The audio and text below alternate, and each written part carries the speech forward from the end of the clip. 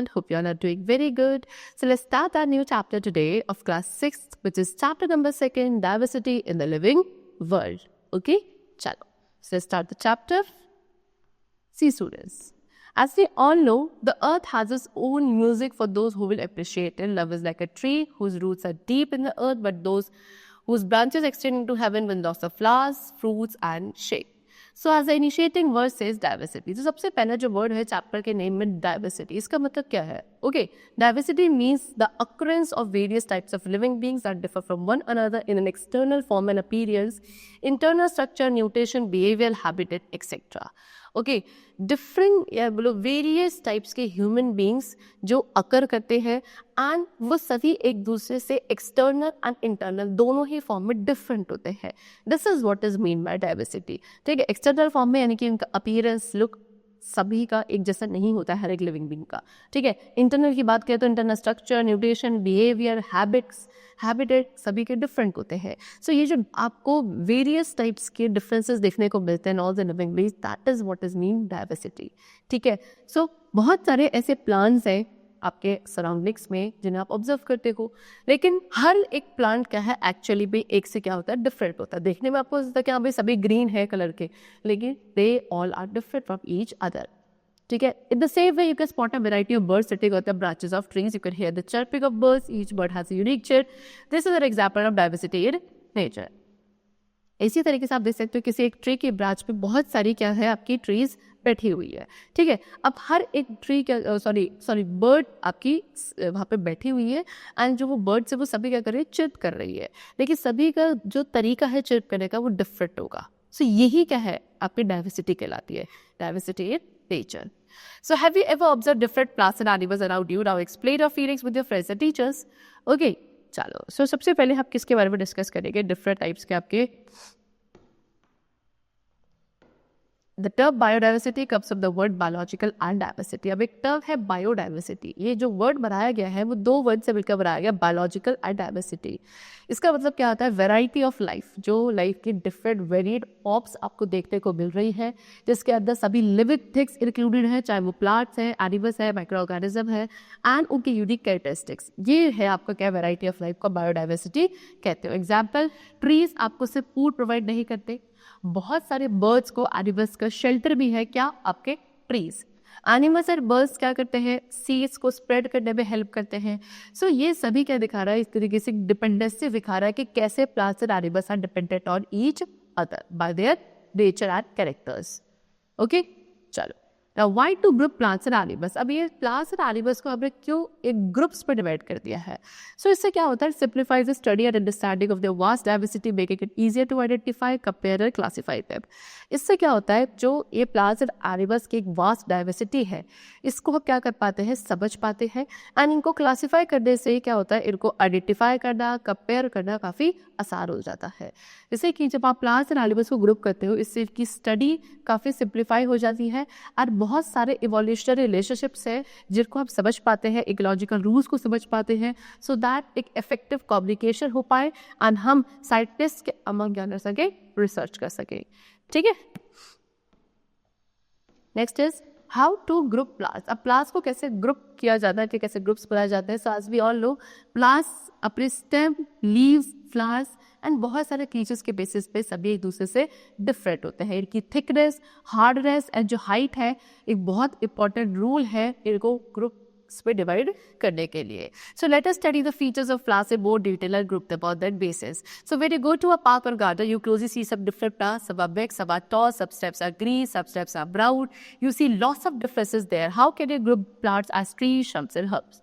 जब भी आप किसी गार्डन में या पार्क पर जाते हो तो वहाँ पे आपको डिफरेंट वैरायटी के ट्रीज एंड प्लांट्स देखने को मिलते होंगे. कुछ बहुत बड़े हैं, कुछ छोटे हैं. ठीक है, सो अब इन सभी प्लांट्स को अगर हम कुछ ग्रुप्स पे क्लासिफाई किया जाए, सो किस बेसिस पर आप कहते हैं कि हाँ कुछ आपके ट्रीज हैं, कुछ श्रब्स हैं, कुछ हर्ब्स हैं. What is the basis on which we are classifying all these diverse variety of plants in different groups. ठीक है, so we see many kinds of plant around us. So they are mostly green in colour. ज़्यादातर plants आपके सभी green colour के होते हैं, लेकिन सभी का साइज और शेप डिफरेंट होता है। कुछ काफ़ी बिग एंड टॉल होते हैं, कुछ काफ़ी स्मॉल एंड शॉर्ट होते हैं।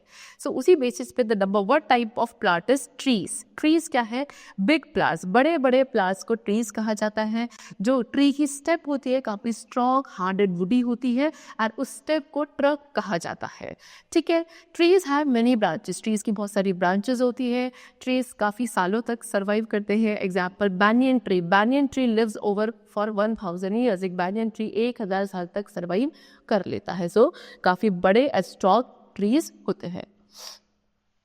Some trees are strong and tall, कुछ ट्रीज काफ़ी स्ट्रॉन्ग एंड टॉल होते हैं, जैसे कि मैंगो, टेमरिंड, नीम ट्री, ये बहुत कॉमन से ट्रीज है हमारे कंट्री के अंदर। कोकोनट ट्री, ये भी क्या है? एक ट्री है, काफ़ी टॉल ट्री है, लेकिन इसकी कोई ब्रांचेस नहीं होती है।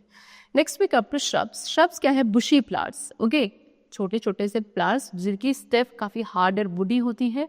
इनकी ब्रांचेस ज़्यादा ऊंची नहीं होती, यानी कि they grow close to the ground wholly. And shrubs provide us flowers, shrubs आपको फ्लावर्स प्रोवाइड करते हैं। Example rose, hibiscus, jasmine, these all are your shrubs. Next we come to herbs. Herbs क्या है? हर्ब्स आर स्मॉल प्लांट्स, बहुत छोटे छोटे plants जिनकी stem जो है काफ़ी सॉफ्ट, ग्रीन एंड टेंडर होती है। छोटी छोटी सी रूट्स होती है, ज़्यादा लाइफ इनकी होती नहीं है। They live for a very short period of time. Okay, example tulsi, balsam, tomato, mint, spinach, these all are your herbs. ठीक। Now next is climbers and creepers. Climbers कौन से प्लांट्स होते हैं? जिनकी स्टेम्स वीक होती है एंड इनको ऊपर की तरफ ग्रो करने के लिए, क्लाइंब करने के लिए कोई सपोर्ट रिक्वायर्ड होता है। They are known as climbers. Next is creepers. Creepers are the plants with weak stems. अब क्रीपर्स की भी जो स्टेम्स है काफ़ी वीक होती हैं, लेकिन ये ग्राउंड पे ही क्या करते हैं? ग्राउंड लेवल पे क्रॉल करते हैं, क्रीप करते हैं, और तभी उसी जगह पे स्प्रेड हो जाते हैं। क्लाइबर्स और creepers are soft and weak step. Climbers और क्रीपर्स दोनों की जो स्टेप्स है काफ़ी सॉफ्ट एंड वीक होती है, और ये हमें फ्रूट्स एंड वेजिटेबल्स प्रोवाइड करते हैं। Example money plant, grape vine, watermelon. Okay, चलो now what can be the other features of the basis of which you can group plants. अब और भी क्या ऐसे बेसिस होते हैं जिन पे हम प्लांट्स को क्या कर सकते हैं? क्लासीफाई कर सकते हैं। Just you have to think about them. Now how to group animals। अब animals के ग्रुपिज्म के बारे में डिस्कस करेंगे। So just like plants and animals two are different from one another, they differ in sizes, features, behaviour, habitats और physical characteristic. जैसे plants एक दूसरे से डिफरेंट थे, सिमिलरली एनिमल्स भी क्या होते हैं? सभी एक दूसरे से डिफरेंट होते हैं अपने फीचर्स के बेसिस पे। ठीक है, इनके sizes, feature, behaviour, habitat, physical characteristics सभी एक दूसरे से डिफरेंट होते हैं। Example based on movement. सबसे पहले मूवमेंट के बेसिस पे कैसे हम प्लांट्स को एक दूसरे से डिफर करेंगे। So you may observe many animals move from place to place, but most animals moving differ from other. ठीक है, आपने देखा होगा बहुत सारे एनिमल्स क्या करते हैं? मूव करते हैं easily from one place to another, लेकिन सभी के मूव करने का तरीका डिफरेंट होता है। दैट मीन मूवमेंट के बेसिस पे भी हम इन्हें क्लासीफाई कर सकते हैं। Next we come to walkers. Okay, अब मूवमेंट के बेसिस पे हमने एनिमल्स को क्लासीफाई किया है, एंड उस बेसिस पर सबसे पहले आता है वॉकर्स। सो ऐसे एनिमल्स जो अपने लेग्स का यूज करके मूव करते हैं। एग्जाम्पल ह्यूमन बींग्स, डॉग्स, एलिसेल, these all are your walkers. Human being is a type of animal only. The most developed animal on the earth is the human being. Now next we come to flyers. So वो animals जो अपने wings का use करके fly कर सकते हैं for the movement, they are known as flyers. Example birds and bats. Next is swimmers. Swimmers कौन होंगे? जो अपने fins का use करके अंडर वाटर स्विम कर सकते हैं, उनको आप swimmers कहोगे. Example fishes and dolphins. Next is crawlers. Crawlers कौन होते हैं? जो ग्राउंड पे क्रॉल करते हैं, रेंगते हैं, like snake, earthworm, these are crawlers. ठीक है, चलो now some examples are given in the following table. अब आपको कुछ इस टेबल के अंदर एग्जाम्पल्स गिवन है, जैसे कि ये फिश है, फिश आपका स्विम करती है किसका? टेल्स एंड फिल्स का यूज करके। फ्रॉग आपके जंप करते हैं लेग्स का यूज करके। हाउस फ्लाई वॉक कर सकती है, फ्लाई भी कर सकती है by using its wings. Pigeon fly करता है यूजिंग विंग्स। लायन वॉक कर सकता है by using legs, and ant भी वॉक करती है बाय यूजिंग लेग्स। ठीक है, चलो now according to this chart we find that different animals have different types of movement. We can identify animals on the basis of movement and the body parts used in their movement. Now fact about scientists. अब कुछ scientists के बारे में हम facts discuss करेंगे.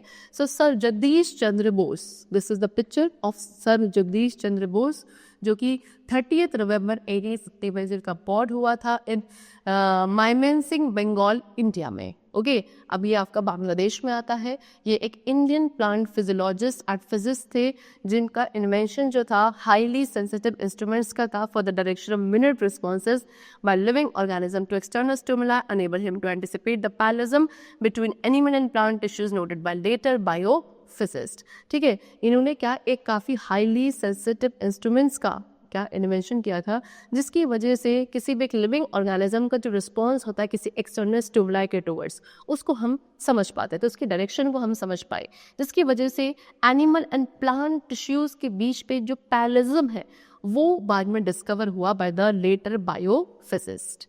Okay, चलो next is crescograph. Crescograph क्या है? A device use to measure growth in plant. एक ऐसी डिवाइस जिससे प्लांट्स में जो ग्रोथ होती है उसको मेजर किया जा सकता है, that is known as crescograph. You can see this picture, this is a crescograph. Okay, so it is a device used for measuring growth in plant.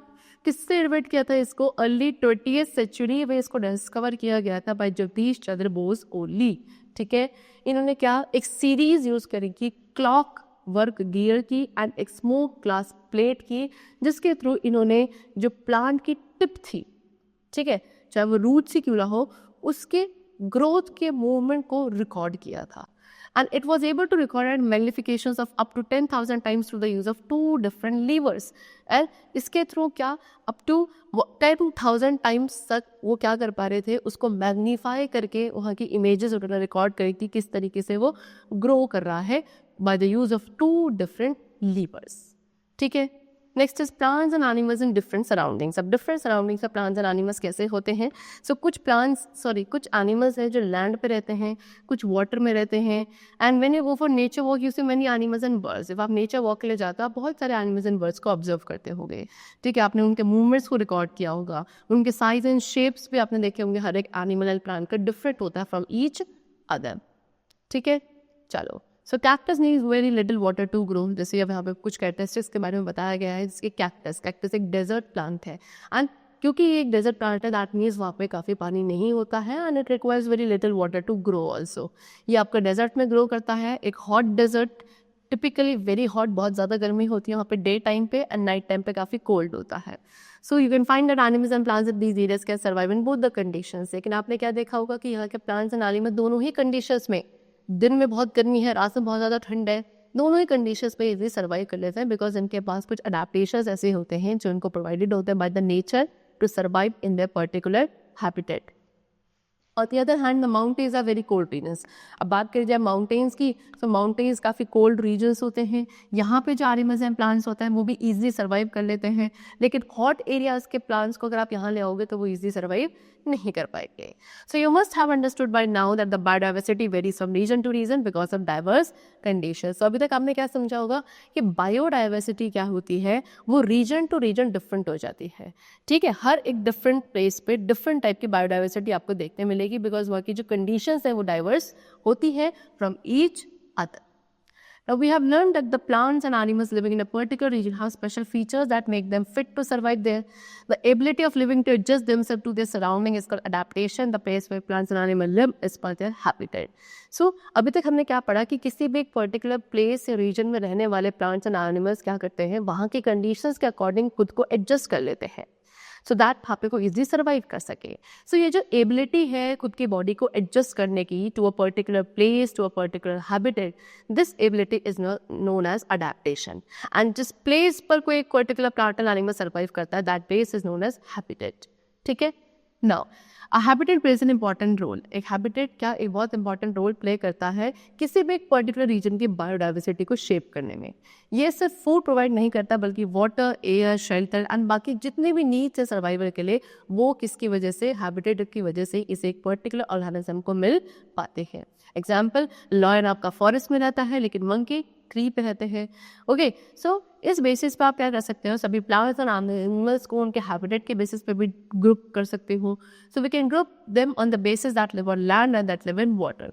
किस बेसिस पे कि भाई कुछ एनिमल्स लैंड पे सर्वाइव करता है, कुछ आपके वाटर पे सर्वाइव करता है, कुछ ऐसे हैं जो आपके लैंड एंड वाटर दोनों पे सर्वाइव कर सकता है। सो डिफरेंट बेसिस है जिन बेसिस पे हम इस डाइवर्स वेराइटी ऑफ ऑर्गेनिजम्स को क्लासीफाई या ग्रुपिज्म में डिवाइड कर सकते हैं।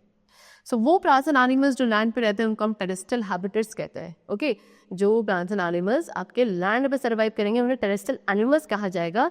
लेकिन उस प्लेस को, जो सारा प्लेस आपका लैंड पे कवर होता है, उसको टेरेस्ट्रियल हैबिटेट कहा जाता है. Example forest, desert, grassland, mountain, ये सभी क्या है, टेरेस्ट्रियल हैबिटेट्स है. फिर प्लांट्स एंड एनिमल्स जो वाटर के अंदर रहते हैं उनको एक्वेटिक एनिमल्स कहा जाता है. एंड वाटर वाले सभी प्लेसेस में जहाँ पे आपके प्लांट्स एंड एनिमल्स सर्वाइव कर रहे हैं उन वाटर प्लेसेस को एक्वेटिक हैबिटेट कहा जाता है. Example lake, river, ocean. ठीक. फिर कुछ एनिमल्स हैं जो आपके क्या, I told you they can live on both, that is land and in water. Such animals are known as amphibious. Example frog, crocodile, salamander, tortoise. ठीक है, चलो. Next is, suddenly a question strikes in our mind, what would happen if a fish did not swim, if air did not blow, if birds did not fly, can an animal live without food? There are lots of questions. We should not destroy their natural habitat. This leads to the loss of biodiversity. We must save their natural homes so that plants and animals could survive in time. Okay, so क्या अगर मान लो fishes के लिए water ही नहीं बचेगा तो वो swim नहीं कर पाएंगी. ठीक है, अगर एयर ब्लो नहीं होगी तो जो एनिमल्स आपके ब्रीथ करते हैं बिकॉज ऑफ एयर वो कैसे सर्वाइव करेंगे. सो बेसिकली क्या करना है, हमको किसी भी एक लिविंग ऑर्गेनिज्म के हैबिटेट को कभी डिस्ट्रॉय नहीं करना चाहिए, बिकॉज इससे क्या होता है, बायोडाइवर्सिटी का लॉस हो सकता है. हमें हर एक लिविंग ऑर्गेनिज्म के नेचुरल कोप्स को सेव करना चाहिए सो दैट सभी plants and animal easily survive कर सके in the particular environment. Okay, channel. So that's all for the chapter today. I hope it was very clear to you. So let's meet very soon. Till then, take care and thanks to all.